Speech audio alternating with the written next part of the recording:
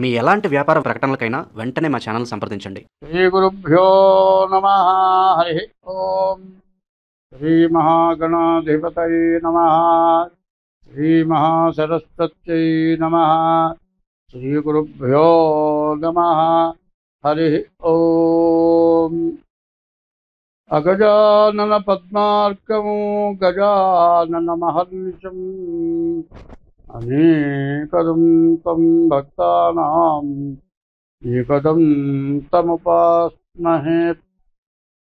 వందే శంభుముమాపతిం సురగురుం వందే జగత్కారణం వందే పన్నగభూషణం మృగధరం వందే పశూనాం పతిం వందే సూర్యశశాంకవక్నినయనం వందే ముకుందప్రియం వందే భక్తజనాశ్రయం చ వరదం వందే శివం శంకరం.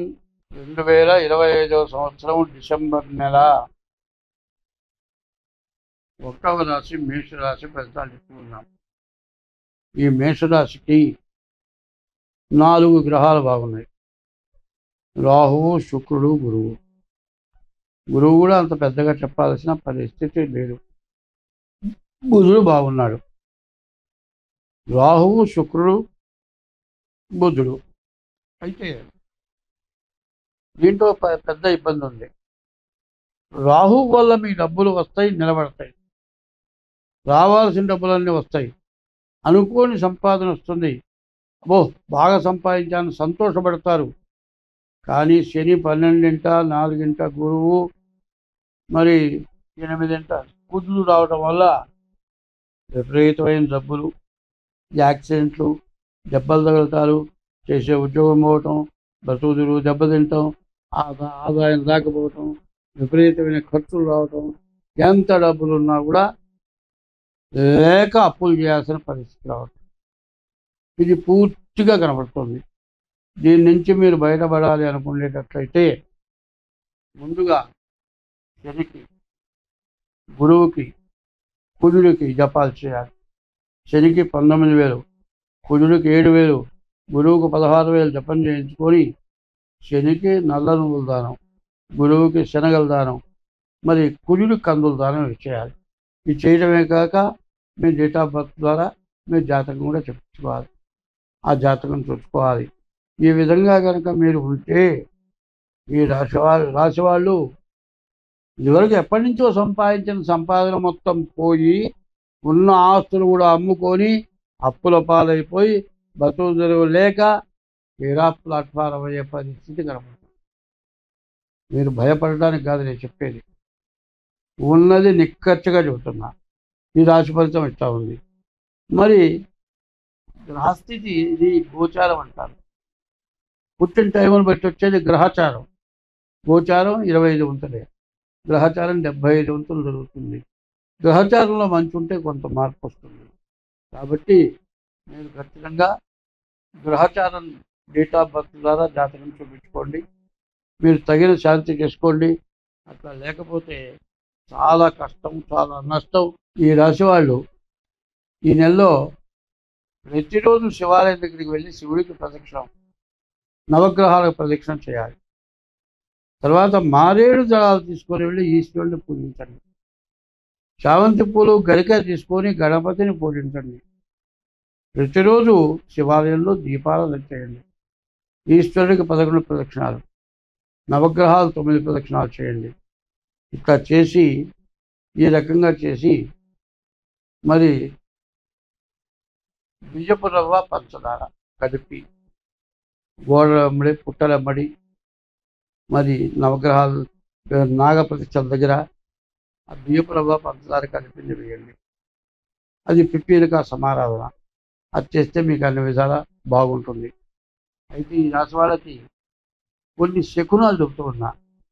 మీరు వెళ్ళేటప్పుడు ఎవరైనా కొత్త కుండ తీసుకొని ఎదురొచ్చినా, మీరు వెళ్ళేటప్పుడు ఎక్కడికి వెళుతున్నామని అడిగినా, మరి మీరు వెళ్ళేటప్పుడు నేను కూడా వస్తాను అన్నా, మీరు వెళ్ళేటప్పుడు ఏదైనా గుడ్డ ఏదైనా పట్టుకొని పర్రం చిరిగినా, మీరు స్నానం చేసేప్పుడు గుడ్డ బాగా గడవకపోయినా మీకు శని వల్ల మీకు పూర్తిగా ఇబ్బంది జరగబోతోంది అని మాత్రం ఖచ్చితంగా తెలుస్తుంది.